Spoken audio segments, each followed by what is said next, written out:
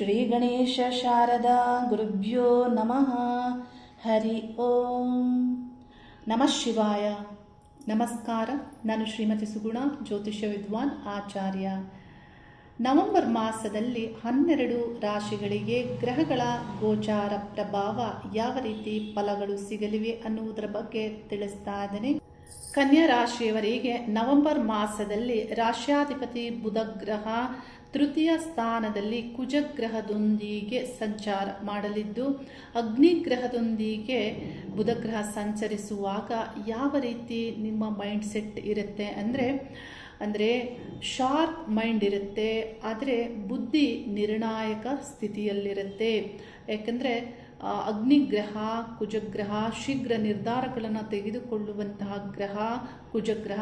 ಈ ಗ್ರಹದೊಂದಿಗೆ ನಿಮ್ಮ ರಾಶ್ಯಾಧಿಪತಿಯು ನವೆಂಬರ್ ಮಾಸದ 10ನೇ ದಿನಾಂಕದವರೆಗೂ ನೇರವಾಗಿ ಸಂಚರಿಸ್ತಾರೆ.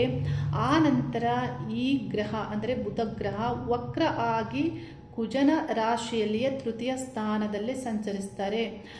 ಹಾಗಾಗಿ ವಕ್ರ ಆಗಿ ಸಂಚರಿಸುವಾಗ ನಿಮಗೆ ಬೇರೆಯದ್ದೇ ಫಲಗಳಿರುತ್ತೆ, ಆದರೆ ನೇರವಾಗಿ ಸಂಚರಿಸುವಾಗ ಬುಧನ ಫಲಗಳು ಬೇರೆ ಇರುತ್ತೆ.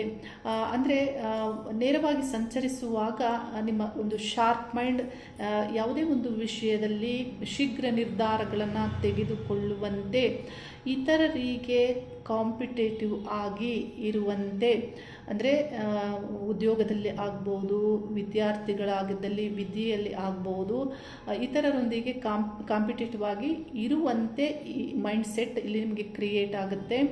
ಈ ಗ್ರಹ ವಕ್ರ ಆಗಿ ಸಂಚರಿಸುವಾಗ ನಿಮ್ಮ ಆಲೋಚನೆಗಳು ಕ್ಲಾರಿಟಿ ಇರೋದಿಲ್ಲ. ಅಂದರೆ ನಿಮ್ಮ ಆ ಪ್ರೋಸೆಸ್ಸೇ ಸರಿ ಇರೋದಿಲ್ಲ, ಆಲೋಚನೆಗಳು ಬರುವುದೇ ಸರಿ ಇರೋದಿಲ್ಲ. ದ್ವಂದ್ವವಾಗಿ ಬರುತ್ತೆ. ಮಾಡಲೋ ಬೇಡವೋ, ತಗೊಳ್ಳೋ ಬೇಡವೋ, ಈ ರೀತಿ ದ್ವಂದ್ವದಿಂದ ಇರುತ್ತೆ. ಆದರೆ ನಿಮ್ಮ ಆಲೋಚನೆಗಳನ್ನು ಶಾಂತವಾಗಿ ಕುಳಿತು ತಾಳ್ಮೆಯಿಂದ ಯೋಚಿಸಿ ನಿಮ್ಮ ಆಲೋಚನೆಗಳಲ್ಲಿ ಕ್ಲಾರಿಟಿಗಳನ್ನು ತೆಗೆದುಕೊಂಡು ಬೇಕು ಬೇಡಗಳನ್ನು ನಿರ್ಧರಿಸೋದ್ರಿಂದ ಯಾವುದೇ ಸಮಸ್ಯೆ ಆಗೋದಿಲ್ಲ. ಬುಧ ಗ್ರಹ ವಕ್ರ ಆಗಿ ಸಂಚರಿಸೋದ್ರಿಂದ ಬುಧನ ಅಭಿಮಾನ ದೇವತೆಯಾದ ಶ್ರೀ ಮಹಾವಿಷ್ಣುವಿನ ಅಷ್ಟೋತ್ತರವನ್ನು ನಿತ್ಯಲೂ ಪಠನೆ ಮಾಡಿ. ಆಗ ಏನಾಗುತ್ತೆ, ಬುದ್ಧಿ ಸರಿಯಾಗಿ ವರ್ಕ್ ಆಗುತ್ತೆ. ನಿಮ್ಮ ಪರ್ಸ್ನಾಲಿಟಿಯಲ್ಲೇ ನಿಮ್ಮಲ್ಲೇ ತಾಳ್ಮೆ ಅನ್ನೋದು ನಿರ್ಮಾಣ ಆಗುತ್ತೆ. ಅದರಿಂದ ಒಳ್ಳೆ ಫಲಗಳು ದೊರೆಯುತ್ತೆ. ಬುಧ ಗ್ರಹ ಮಾಸದ ಕೊನೆಯಲ್ಲಿ ತುಲಾ ರಾಶಿಯನ್ನು ವಕ್ರ ಆಗಿ ಪ್ರವೇಶ ಮಾಡಿ ಅಲ್ಲಿ ತುಲಾ ರಾಶಿಯಲ್ಲಿ ಸಂಚಾರ ಮಾಡಲಿದ್ದು, ತುಲಾ ರಾಶಿಯಲ್ಲಿ ಈಗಾಗಲೇ ಅಂದರೆ ಪ್ರಾರಂಭದಿಂದಲೇ ಶುಕ್ರ ಗ್ರಹ ಸಂಚಾರವು ಆಗಲಿದ್ದು, ಸೂರ್ಯಗ್ರಹ ಈಗಾಗಲೇ ಅಲ್ಲಿ ಸಂಚಾರ ಮಾಡ್ತಾ ಇರೋದ್ರಿಂದ ಏನಾಗುತ್ತೆ ಅಂದರೆ ದ್ವಿತೀಯ ಸ್ಥಾನ ಕುಟುಂಬ ಸ್ಥಾನ, ಧನ ಸ್ಥಾನವೂ ಆಗಿರೋದ್ರಿಂದ, ಮಾತಿನ ಸ್ಥಾನವೂ ಆಗಿರೋದ್ರಿಂದ ಮಾತು ಹೇಗಿರುತ್ತೆ ಅಂದರೆ ಹಠದ ಮಾತುಗಳನ್ನಾಡ್ತೀರಾ, ಈಗೋ ಮಾತುಗಳು, ಅಹಂ ಮಾತನ್ನು ಆಡುವಂಥದ್ದು. ಅಂದರೆ ಇದರ ಬಗ್ಗೆ ಸ್ಟ್ರಾಂಗ್ ಮೈಂಡ್ ಮಾತು ಕ್ರಿಯೇಟ್ ಆಗುವಂಥದ್ದು ಇಲ್ಲಿ ಆಗತ್ತೆ. ಸೂರ್ಯ ಮತ್ತು ಶುಕ್ರ ಗ್ರಹಗಳ ಸಂಬಂಧ ಈ ರಾಶಿಯಲ್ಲಿ ಇರೋದ್ರಿಂದ ಹಣದ ಸಂಬಂಧಪಟ್ಟಂತೆ ಧನಾಭಿವೃದ್ಧಿ ಆಗುತ್ತೆ. ಮತ್ತು ಮಾತನಾಡುವಾಗಲೂ ಅಂದರೆ ಇದರ ಪ್ರಭಾವ ನವೆಂಬರ್ ಮಾಸದ ಮಧ್ಯಭಾಗದವರೆಗಿರುತ್ತೆ. ಆ ನಂತರದಲ್ಲಿ ಶುಕ್ರ ಗ್ರಹ ಒಂದೇ ಗ್ರಹ ಸಂಚಾರ ಮಾಡುವಾಗ ಒಳ್ಳೆಯ ಒಂದು ಫಲಗಳನ್ನೇ ನೀಡುತ್ತಾರೆ. ತೃತೀಯ ಸ್ಥಾನದಿಂದ ಕುಜಗ್ರಹ ಷಷ್ಠ ಸ್ಥಾನವನ್ನು ವೀಕ್ಷಣೆ ಮಾಡ್ತಾರೆ. ನಿಮ್ಮ ವೃತ್ತಿ ವಿಷಯದಲ್ಲಿ ಸೇವಾ ವೃತ್ತಿಯನ್ನು ಮಾಡುವಂತಹ ವ್ಯಕ್ತಿಗಳಿಗೆ, ಇನ್ನೊಬ್ಬರಿಗೆ ರಿಪೋರ್ಟ್ ಮಾಡುವಂತಹ ವ್ಯಕ್ತಿಗಳು ನೀವು ಯಾರಾದರೂ ಆಗಿದ್ದರೆ, ನಿಮ್ಮ ವೃತ್ತಿ ಸ್ಥಾನದಲ್ಲಿ ಕಲಹಗಳಾಗುವಂತೆ, ಸಮಸ್ಯೆಗಳಾಗುವಂತೆ ಕುಜ ಅದನ್ನು ಅಂದರೆ ಆ ಸ್ಥಾನವನ್ನು ವೀಕ್ಷಿಸ್ತಾರೆ. ಮತ್ತು ಈಗಾಗಲೇ ಅಲ್ಲಿ ರಾಹುಗ್ರಹ ಸಂಚಾರವೂ ಆಗ್ತಾ ಇರೋದ್ರಿಂದ ಈ ರೀತಿ ಕಲಹಗಳನ್ನು ಮಾಡಿಸುವಂತಹ ಪ್ರಭಾವ ಆಗುತ್ತೆ. ರಾಶ್ಯಾಧಿಪತಿಯು ತೃತೀಯ ಸ್ಥಾನದಲ್ಲಿ ಲಾಭದಲ್ಲಿ ಸಂಚರಿಸುವಾಗ ಮಿತ್ರರೊಂದಿಗೆ ಕಲಹ ಆಗ್ಬೋದು, ಹತ್ತಿರದವರೊಂದಿಗೆ ಕಲಹ ಆಗ್ಬೋದು.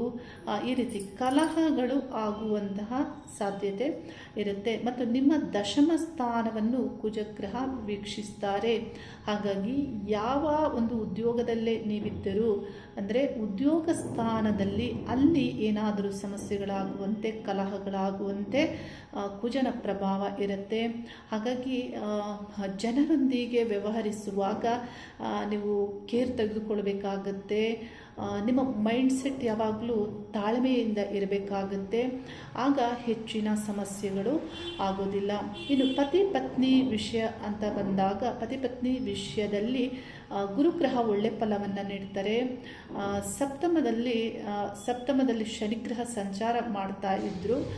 ಬಹಳ ಶಿಸ್ತುಬದ್ಧವಾದಂತಹ ಒಂದು ನಿಮ್ಮ ಸಂಬಂಧ ನಡೀತಾ ಇದ್ದರು. ಗುರು ಲಾಭ ಸ್ಥಾನದಲ್ಲಿ ಪ್ರವೇಶ ಆಗಿ ಅಲ್ಲಿ ಸಂಚಾರ ಮಾಡ್ತಾ ಇರೋದ್ರಿಂದ ಪತ್ನಿಯಿಂದ ಲಾಭ, ಪತ್ನಿಯ ವಿಷಯಗಳಿಂದ ಏನಾದರೂ ಒಳ್ಳೆಯದಾಗುವಂತೆ ಇಲ್ಲಿ ಗುರುವಿನ ಪ್ರಭಾವ ಇರುತ್ತೆ. ಆ ಸ್ಥಾನ ಪಾರ್ಟ್ನರ್ಶಿಪ್ ಮತ್ತು ವ್ಯಾಪಾರ ವ್ಯವಹಾರ ಈ ಸಂಬಂಧಪಟ್ಟಂತೆ ಆ ಸ್ಥಾನಾಧಿಪತಿ ಲಾಭದಲ್ಲಿ ಇರೋದ್ರಿಂದ ವ್ಯಾಪಾರ ವ್ಯವಹಾರಸ್ಥರಿಗೆ ಲಾಭದ ಫಲ ದೊರೆಯುತ್ತೆ. ದ್ವಿತೀಯ ಸ್ಥಾನದಲ್ಲಿ ಶುಕ್ರ, ಧನಸ್ಥಾನದಲ್ಲಿ ಶುಕ್ರ ರಾಶಿಯಲ್ಲಿ ಶುಕ್ರ ಸಂಚಾರ ಆಗ್ತಾ ಇರೋದ್ರಿಂದ ನಿಮಗೆ ಭಾಗ್ಯಾಧಿಪತಿಯು ಶುಕ್ರಗ್ರಹ ಆಗಿರೋದ್ರಿಂದ ಧನಾಭಿವೃದ್ಧಿಗೆ ಒಳ್ಳೆ ಫಲವನ್ನು ನೀಡ್ತಾರೆ.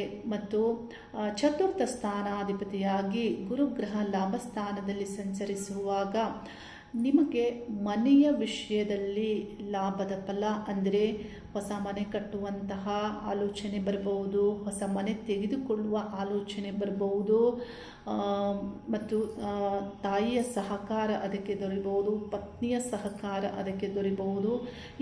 ಈ ರೀತಿ ಆಸ್ತಿ ಭೂಮಿ ವಿಷಯಗಳಲ್ಲಿ ಅನುಕೂಲಗಳನ್ನು ಮಾಡಿಕೊಡ್ತಾರೆ. ಮತ್ತು ಸಪ್ತಮಾಧಿಪತಿಯಾಗಿ ಲಾಭಸ್ಥಾನಕ್ಕೆ ಹೋದಾಗ ಪತ್ನಿ ಬಾಳ ಸಂಗಾತಿಯ ಲಾಭ, ಅಂದರೆ ವಿವಾಹ ಚಿಂತನೆಗಳು ನಿಮಗೆ ಬರುತ್ತವೆ. ವಿವಾಹಕ್ಕೆ ಇಲ್ಲಿ ಒಳ್ಳೆಯ ಫಲವನ್ನು ನೀಡುತ್ತಾರೆ. ವಿವಾಹ ಯೋಗ ಇದರ ಬಗ್ಗೆ ಆಲೋಚನೆಗಳನ್ನು ಮಾಡ್ತೀರಾ. ಅಲ್ಲಿ ಕೆಲವೇ ದಿನಗಳ, ಅಂದರೆ ಈ ಮಾಸದಲ್ಲಿ ಗುರುಗ್ರಹ ಅಲ್ಲಿ ಸಂಚರಿಸಿ ಮತ್ತೆ ಅಂದರೆ ಮಿಥುನ ರಾಶಿಯನ್ನು ಪ್ರವೇಶ ಮಾಡಿದರೂ ಕನ್ಯಾ ರಾಶಿಯವರಿಗೆ ಒಳ್ಳೆ ಫಲವನ್ನೇ ನೀಡ್ತಾರೆ. ಅಂದರೆ ವಿವಾಹ ಸಂಬಂಧಪಟ್ಟಂತಹ ಶುಭ ಕಾರ್ಯಗಳ ಸಂಬಂಧಪಟ್ಟಂತಹ ಅಭಿವೃದ್ಧಿಯ ಸಂಬಂಧಪಟ್ಟಂತೆ ಒಳ್ಳೆ ಫಲವನ್ನೇ ನೀಡುತ್ತಾರೆ. ಮುಂದಿನ ವರ್ಷ 2026ರಲ್ಲಿ ಮತ್ತೆ ಗುರುಗ್ರಹ ನಿಮ್ಮ ಒಂದು ಲಾಭಸ್ಥಾನಕ್ಕೆ ಪ್ರವೇಶ ಆಗೋದ್ರಿಂದ ಒಳ್ಳೆಯ ಕಾರ್ಯ ಆರಂಭಗಳು ಕನ್ಯಾ ರಾಶಿಯವರಿಗೆ ಆಗುತ್ತೆ.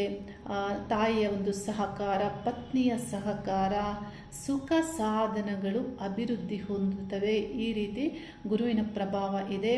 ಆದರೆ ಈ ಮಾಸದಲ್ಲಿ ಬುಧಗ್ರಹ ವಕ್ರ ಸಂಚಾರ ಆಗ್ತಾ ಇರೋದ್ರಿಂದ ಮತ್ತು ಕ್ರೂರ ಗ್ರಹ, ಅಗ್ನಿ ಗ್ರಹ ಆಗಿರುವಂತಹ ಕುಜನ ಸಂಬಂಧದಲ್ಲಿ ಇರೋದ್ರಿಂದ ನಿಮ್ಮ ಮೈಂಡನ್ನು ಕಂಟ್ರೋಲ್ ಮಾಡ್ಕೋಬೇಕಾಗತ್ತೆ. ಸ್ವಲ್ಪ ಇದರ ಬಗ್ಗೆ ಕೋಪವನ್ನು ಅಂದರೆ ನಿಯಂತ್ರಿಸಬೇಕಾಗತ್ತೆ. ಹಠಾತ್ ಬರುವಂತಹ ಮಾತುಗಳನ್ನು ನಿಯಂತ್ರಿಸಬೇಕಾಗತ್ತೆ. ಇದಿಷ್ಟು ನಿಮ್ಮ ವ್ಯಕ್ತಿತ್ವದಲ್ಲಿ ಮ್ಯಾನೇಜ್ ಮಾಡಿಕೊಂಡ್ರೆ ಇನ್ನೆಲ್ಲ ವಿಷಯಗಳಲ್ಲಿ ಒಳ್ಳೆಯದೇ ಆಗುತ್ತೆ. ವಿಷ್ಣು ಅಷ್ಟೋತ್ತರವನ್ನು ಪಠನೆ ಮಾಡಿ ನಿಮ್ಮ ಕುಟುಂಬದ ಕೀರ್ತಿ ಹೆಚ್ಚಾಗಲಿ. ನಿಮ್ಮ ವ್ಯಕ್ತಿತ್ವ, ನಿಮ್ಮ ಕೆಲಸ ಕಾರ್ಯಗಳಲ್ಲಿ ನಿಮ್ಮ ಹೆಸರು ಕೀರ್ತಿ ಹೆಚ್ಚಾಗಲಿ ಅನ್ನುವಂತಹ ಶುಭ ಹಾರೈಸ್ತಾ ಇದ್ದೇನೆ. ಶುಭವಾಗಲಿ. ಹರಿ ಓಂ ನಮಃ ಶಿವಾಯ.